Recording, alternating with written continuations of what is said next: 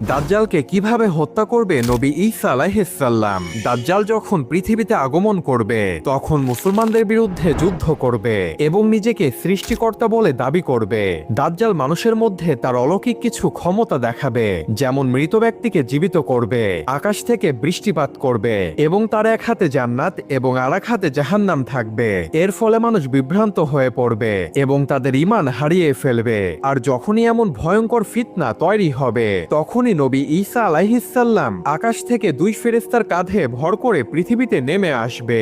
ঈসা আলাইহিস সালাম এসেই মুসলমানদের সাথে যুক্ত হয়ে দাজ্জালের বিরুদ্ধে যুদ্ধ করবে।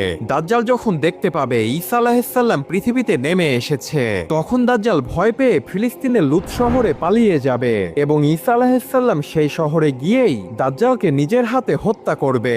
অর্থাৎ দাজ্জালের আগমন যেমন নিশ্চিত, ঠিক তেমনি ভাবে ঈসা নবীর হাতেই দাজ্জালের মৃত্যুও নিশ্চিত।